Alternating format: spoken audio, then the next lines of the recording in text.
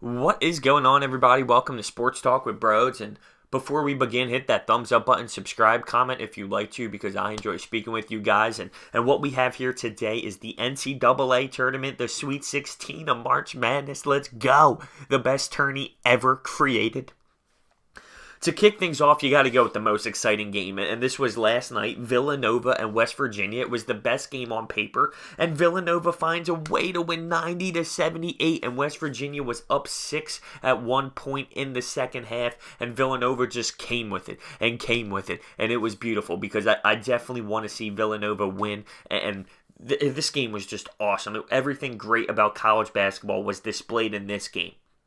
I will say, early in the second half, West Virginia got into some foul trouble. I thought there were iffy calls by the referees, but what are you going to do? It's college basketball. It's basketball in general. The referees are kind of iffy sometimes, but Konate had a few great blocks, as you know he's going to have. Bridges went up for a monstrous slam. I stood up. I was getting hype. I thought he was going to do it, and he just comes out of nowhere and makes a two-handed block. Are you serious?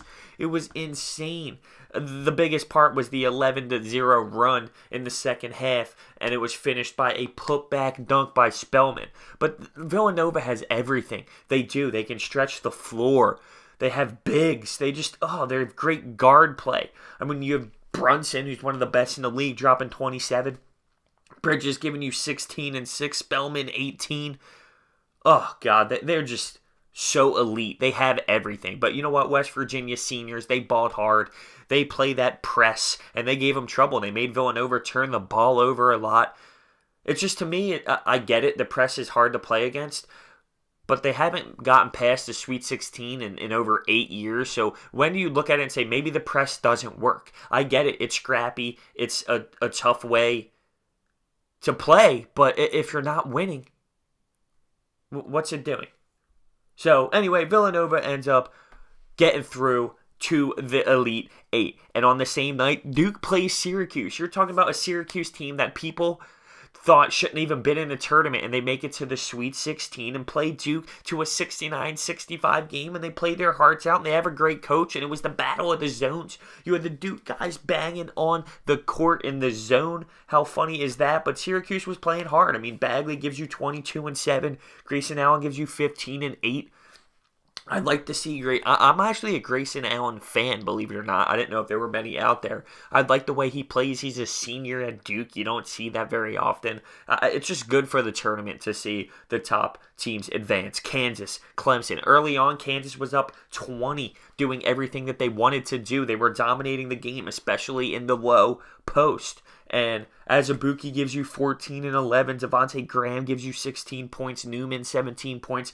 But the game actually finished 80-76, and they let Clemson climb back in. And Clemson was playing hard. I mean, they're a good team. They played their hearts out until the very, very end of the buzzer, and that's everything you can ask for a team. And they battled. They battled back. But Kansas moves on to the Elite Eight.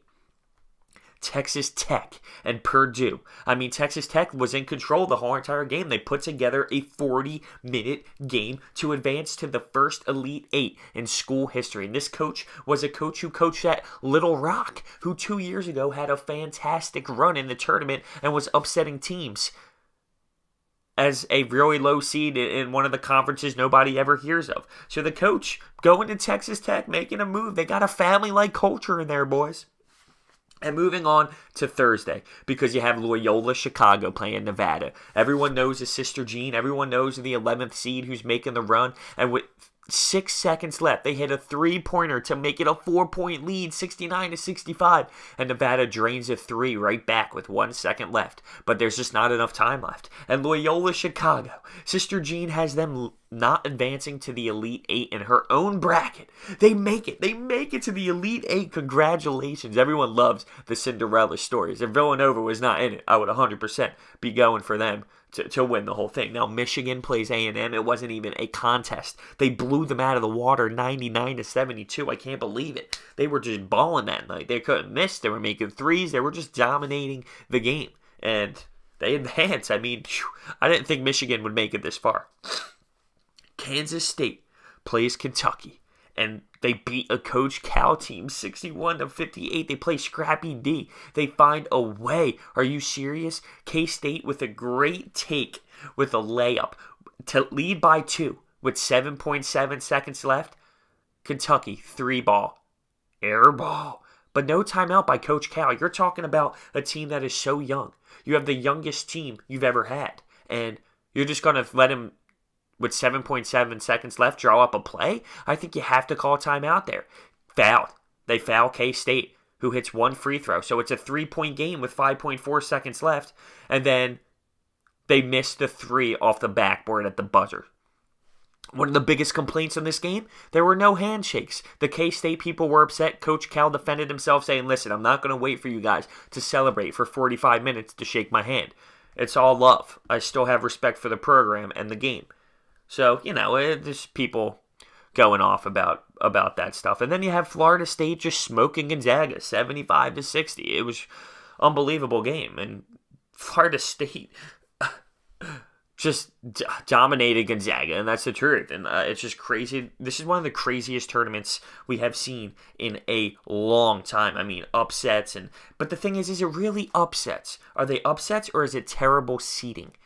That's the difference. So here we are. We are now in the Elite Eight, and here are your matchups. You have Loyola Chicago playing Kansas State. One of those two teams is making the Final Four. That's insanity. There have been 0 brackets that had this Elite Eight out of millions. So Loyola Chicago or Kansas State is going to the Final Four. Are you kidding me? Florida State plays Michigan. And then the Sunday matchups. Texas Tech plays Villanova. I like this matchup for Villanova. I'm really pushing for a W. And Duke plays Kansas 1 versus 2. I mean, these games on Sunday are going to be awesome. Don't get me wrong, Saturday is too. But are we lined up for a fantastic 2 days of basketball? So there you go. There is the rundown of the Sweet 16. Thank you so much for listening. Hit that thumbs up button. Subscribe. Comment if you like to, because I enjoy speaking with you guys. Thank you so much for watching. I will see you next time.